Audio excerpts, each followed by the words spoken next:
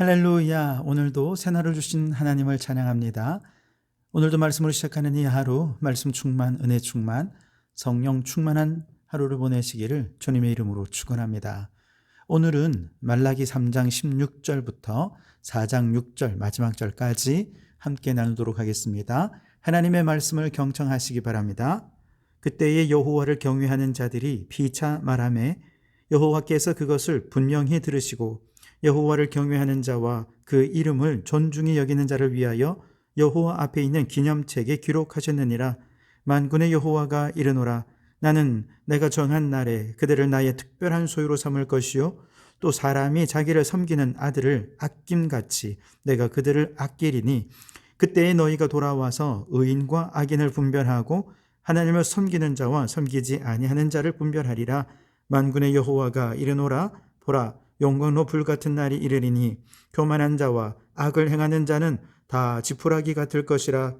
그 이르는 날에 그들을 살라 그 뿌리와 가지를 남기지 아니할 것이로되 내 이름을 경외하는 너희에게는 공의로운 해가 떠올라서 치료하는 광선을 비추리니 너희가 나가서 외양간에서 나온 송아지같이 뛰리라. 또 너희가 악인을 밟을 것이니 그들이 내가 정한 날에 너희 발바닥 밑에 재와 같으리라. 만군의 여호와의 말이니라. 너희는 내가 호렙에서 온 이스라엘을 위하여 내 종 모세에게 명령한 법 곧 율례와 법도를 기억하라.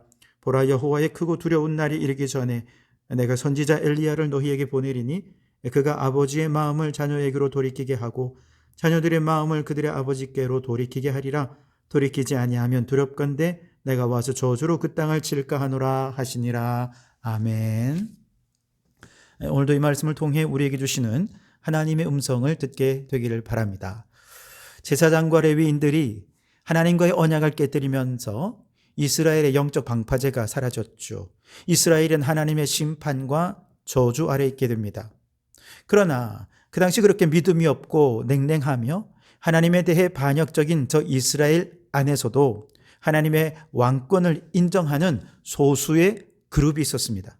그들은 하나님의 응답은 더디고 악한 민족들에 의해 압제와 핍박을 당하는 와중에도 그럼에도 불구하고 하나님의 나라가 임하고 아버지의 뜻이 임하실 것입니다 라고 말하는 사람들이었습니다.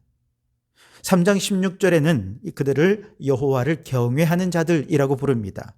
그때에 여호와를 경외하는 자들이 피차 말하매 여호와께서 그것을 분명히 들으시고 여호와를 경외하는 자와 그 이름을 존중히 여기는 자를 위하여 여호와 앞에 있는 기념책에 기록하셨느니라. 아멘.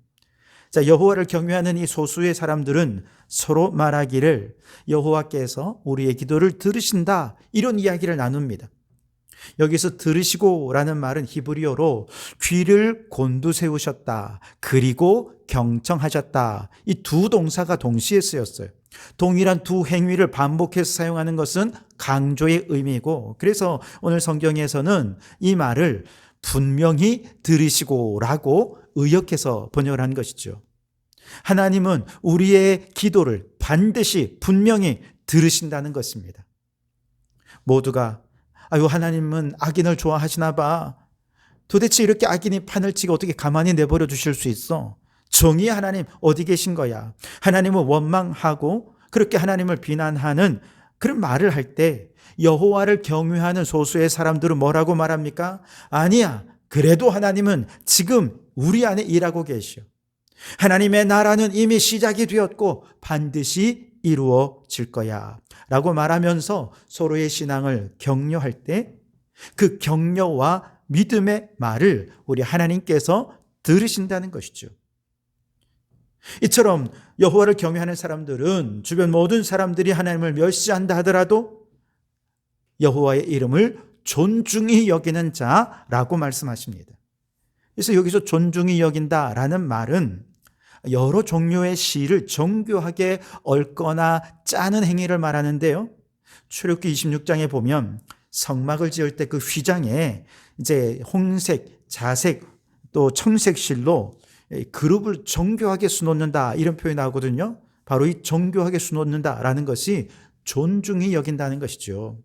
그래서 정교하게 수놓아 그렇게 정성스럽고 하나님을 존귀하게 여겨 성막의 휘장을 만들었던 것처럼 우리가 여호와를 경외한다라고 하는 것은 여호와의 이름, 그의 성품, 그의 인격, 그의 사역, 우리 하나님의 모든 전 존재를 깊이 헤아리고 생각해서 존중히 여긴다는 것입니다. 그 하나님의 이름에 합당한 찬양과 영광을 돌려드리는 그런 삶을 살기 위해 우리의 인생을 그렇게 정교하게 수놓는 인생을 살아가는 자들이다. 어떻게 해야 하나님께 영광을 돌리고 그 이름에 합당한 하나님의 백성으로 살아갈 것인가? 늘 생각하면서 우리의 삶을 아주 정교하게 수놓듯 살아간다는 것이죠. 바로 이런 여호와를 경외하는 인생을 우리 하나님은 기념책에 기록하십니다. 이 기념책이란 말은 기억의 책이라는 뜻입니다. 하나님께서는 그가 하나님 앞에서 행한 말들, 하나님을 존귀히 여기며 그의 뜻에, 그의 이름에 합당하게 살기 위해 그의 인생을 정교하고 아름답게 믿음과 신앙의 고백으로 수놓으며 살아가는 그 모든 삶의 자취들을 다 기억하시고 기념책에다가 기록해 두신다는 것입니다. 요한계시록에 우리 생명책 나오는 거 기억하시죠? 그 생명책은 구원받은 자들의 명단이라고 한다면 여기 나오는 기념책은 기억의 책입니다. 하나님 앞에서 행한 모든 신앙 고백적인 삶을 다 기록해 두셔서 그 행한 대로 갚아주시는 책이 기억의 책, 기념의 책이라는 것이죠. 자, 그렇다면 여호와를 경외하는 자에게 하나님은 어떻게 갚아주시고 축복해 주실까? 오늘 17절에 보시면 만군의 여호와가 이르노라. 나는 내가 정한 날에 그들을 나의 특별한 소유로 삼을 것이요 또 사람이 자기를 섬기는 아들을 아낌같이 내가 그들을 아끼리니 그랬습니다. 우선 첫째로 하나님은 여호와를 경외하는 그들을 하나님의 특별한 소유로 삼으시는 축복을 주십니다. 여기서 특별한 소유라고 하는 말은 히브리어로 세굴라라고 하는 단어를 쓰는데요. 이 말은 아주 소중한 것을 금고에다가 넣어두고 보관한다 이런 뜻이 있습니다. 여러분, 정말 귀한 재산이나 보물은 아무도 손타지 못하도록 정말 귀하게 이렇게 소중하게 보관해 두지 않습니까? 마찬가지로 하나님께서 우리를 그 정도로 특별한 소유로 삼으시고 그렇게 특별히 소중히 여기실 것이라는 것입니다. 두 번째로 우리 여호와를 경외하는 자들에게 하나님 어떤 복을 주시느냐? 마치 효성이 지극한 아들을 그 부모가 아끼는 것처럼 그렇게 아낌을 받는 축복을 주십니다. 여러분, 자식들이 다 귀하지만 그 중에서도 부모에게 특별히 효성을 다하는 그런 자녀를 부모가 어떻게 아끼지 않을 수 있겠습니까? 바로 그와 같이 하나님께서는 여호와를 경외하는 자들을 아끼신다는 것이죠. 여기서 아낀다라는 말은 불쌍히 여긴다는 뜻인데요. 저 마지막 심판의 날에 죄 가운데서 마땅히 죽어야 할 상황임에도 불구하고 여호와를 경외하는 자들, 하나님께서 아끼시고 불쌍히 여겨서 그들을 심판에서 벗어나게 하셔서 생명을 보존해 주실 것이다 라는 의미가 담겨져 있는 것이죠. 세 번째로 하나님께서는 여호와를 경외하는 자를 어떻게 축복해 주시느냐? 정말 차이 나는 사랑으로 사랑해 주시는 축복을 받게 됩니다. 18절에 보시면 그때에 너희가 돌아와서 의인과 악인을 분별하고 하나님을 섬기는 자와 섬기지 아니하는 자를 분별하리라 그랬습니다. 이 18절의 말씀의 원어적인 뉘앙스는 이런 것입니다. 그때에 의인과 악인의 차이를, 하나님을 섬기는 자와 섬기지 않는 자의 차이를 다시 한번 볼 것이다 라는 뜻입니다. 하나님께서 악인에게 심판을 내리시고 여호와를 경외하는 자에게 사랑으로 보상해 주시는데 이 사랑의 보상이 정말 차이 나는 사랑으로, 그 구별되는 축복으로 완전히 그렇게 구별한 사랑을 보여주실 것이라는 것입니다. 그래서 누가 봐도 이 둘을 딱 비교해서 보았을 때, 야, 하나님의 사람, 구별된 사람은 역시 이렇게 큰 사랑을 받는구나, 확실한 차이를 보게 될 것이라는 것이죠. 여러분, 이 세상에 사는 동안 사실 예수 믿는 사람도 고난받고 안 믿는 사람도 고난받습니다. 예수 믿는 사람도 병에 걸리고 안 믿는 사람도 병에 걸립니다. 예수 믿는 사람도 죽고 안 믿는 사람도 죽습니다. 그렇다면 우리가 예수 믿어야 할 이유가 무엇일까요? 그 차이가 언제 나느냐? 바로 주님 재림하시는 날, 그 심판의 날에 확실히 차이가 날 것입니다. 의인과 악인을 구분하시고 악인과 의인을 아주 차이나게 의인을 사랑해 주실 것이라고, 하나님을 섬기는 자를 구별되이 사랑해 주실 것을 약속해 주신 것이죠. 그리고 네 번째는 여호와를 경외하는 자에게는 치유와 회복의 축복을 주실 것입니다. 4장 2절에 보시면 내 이름을 경외하는 너희에게는 공의로운 해가 떠올라서 치료하는 광선을 비추리니 너희가 나가서 외양간에서 나온 송아지같이 뛰리라 그랬습니다. 지금은 불의가 판을 치고 의롭게 살려는 성도들이 억울한 일을 당합니다. 눈물도 흘립니다. 그런데 주님이 재림하시는 그날 예수 그리스도의 태양이 밝게 떠오르니 저 천국에서는 지금까지 교만하게 행하고 악하게 행하면서 그렇게 어둠 속에 있던 자들이 다 용광로 속에 지푸라기처럼 불살라지고 완전히 타버리고 심판받게 될 것이고, 그와 동시에 어두움과 슬픔과 부조리와 불법은 그 주님의 태양 속에, 태양의 빛 속에 다 물러가게 될 것입니다. 반면에 여호와의 이름을 존중히 여기던 의로운 사람들, 여호와를 경외하는 사람들, 그때에 그래 네 삶이 옳았어, 정당성을 인정받게 될 것입니다. 그동안 억울함을 받고 살았던 그 삶이 이제 그 모든 눈에서 눈물이 씻겨지고 회복되는 역사가 나타나게 될 것이라는 것이죠. 치료하는 광선을 비추어 주셔서 그동안 겪었던 모든 상처와 아픔과 고통을 다 치료해 주시고 고쳐 주시는데, 이제는 더 이상 상처당할 수 없도록 완벽하게 치유해 주시고 그 영과 혼과 육의 전 존재가 온전함을 얻게 되는 치유의 역사를 경험하게 될 것입니다. 여러분이 이 땅에서 신앙을 지키려다가 고난당하는 분, 역사 속에서 우리는 얼마나 많이 알고 있습니까? 특별히 기독교 선교 초기에 예수님을 믿는다는 이유로 고문당하고 멍석말이 당해 두들겨 맞기도 하고, 예수 안 믿겠다고 한마디만 하면 너와 온 가족 다 평안해질 거야 라는 그 말 속에서도 그 한마디를 하지 않아서 본인을 비롯해 온 가족들이 다 고통당하는, 정말 너무나도 아픈 일들을 경험하는 분들이 얼마나 많았습니까? 그런데 이분들이 다 주님이 재림하시는 그날에는 그들의 경건함을 인정받을 것입니다. 그들의 삶이 옳았다고 하나님과 천군 천사들로부터 인정함을 받게 될 것입니다. 그들의 축복과 은총이 얼마나 놀랍고 감격스러운 것인지 마치 외양간에서 뛰어나온 송아지같이 기뻐 뛰며 춤을 추며 하나님을 찬양하게 될 거라는 것이지요. 그렇다면 이 놀라운 축복이 예정된 여호와를 경외하는 성도들은 오늘 주님의 재림을 기다리며 어떻게 살아야 하는가? 4절에 보시면 너희는 내가 호렙에서 온 이스라엘을 위하여 내 종 모세에게 명령한 법 곧 율례와 법도를 기억하라 그랬습니다. 먼저는 우리 하나님 믿는 성도들, 예수 그리스도를 믿고 구원받은 우리 성도들은 끝까지 말씀대로 순종하는 삶을 살아야 하겠습니다.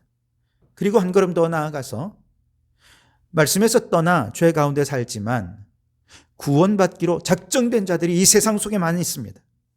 그 사람들을 다시 말씀대로 이끌어야 한다라는 것이죠. 이를 위해 하나님께서는 교회라고 하는 이 공동체에 선지자적 사명을 맡겨주셨습니다. 5절에 보시면 보라, 여호와의 크고 두려운 날이 이르기 전에 내가 선지자 엘리야를 너희에게 보내리니. 여러분이 엘리야가 누구입니까? 앞서 말씀드린 대로 교회입니다. 3장에서 언약의 사자를 기다리며 주님 오실 길을 준비하는 사자를, 예수님의 초림 때 그 역할을 한 사람은 세례 요한이었죠. 예수님의 재림을 기다리는 오늘 이 시대의 세례 요한은 누구냐? 바로 교회라는 것이죠. 신약의 사도들은 세례 요한을 다시 온 엘리야라 그랬습니다. 예수님께서 그랬습니다. 마태복음 11장 10절에 보시면 예수님께서 말라기 3장 1절에 본문의 말씀을 인용하며 말씀하셨습니다. 기록된 바 보라, 내가 내 사자를 내 앞에 보내노니 그가 내 길을 내 앞에 준비하리라 하신 것이 이 사람에 대한 말씀이라. 세례 요한이 예수님이 오실 길을 준비하는 자였다는 것이죠.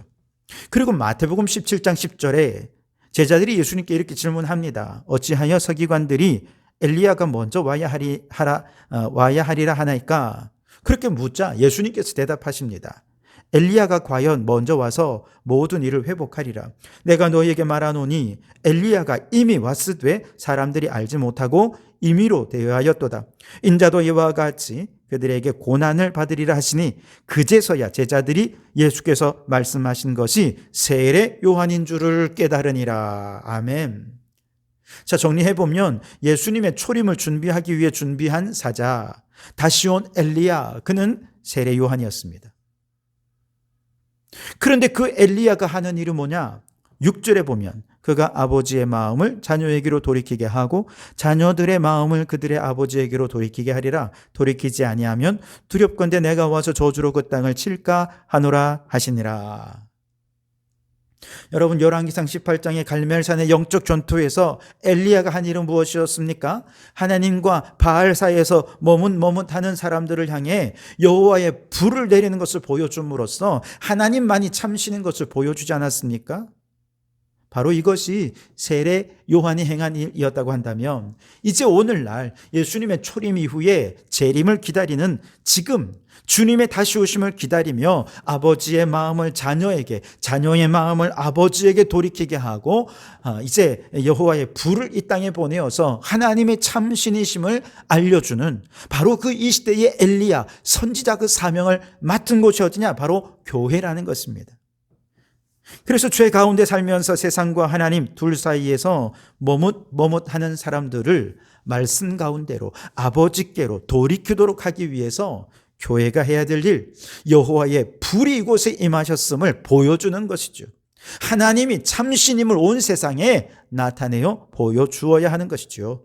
그러니 여러분, 우리 주님이 재림하기 전 교회에 맡겨주신 이 엘리야의 사명을 기억하고 많은 사람을 옳은 대로 말씀 가운데 돌이키며 주님 오실 길을 준비하는 우리 성도 교회가 될 수 있기를 주님의 이름으로 축원합니다. 기도하겠습니다. 주님, 악이 세력을 얻고 죄가 판을 치는 세상 속에서도 끝까지 믿음으로 살게 하여 주시옵소서. 모두가 이제 그만 하나님을 저주하고 믿음을 떠나라고 말하는 순간에라도 끝까지 믿음을 지키며 여호와를 경외하게 하옵소서. 그리하여 우리 주님 재림하시는 날 예비된 축복을 다 받아 누리게 하여 주시옵소서. 또한 주님은 주님을 재림을 기다리는 교회에 엘리야의 사명을 주신 줄 믿습니다. 세상 사람들의 마음을 아버지께로 돌이켜서 말씀대로 살아가도록 하는 일에 헌신하는 우리 성도교회가 되게 해 주시옵소서. 예수님 이름으로 기도하옵나이다. 아멘.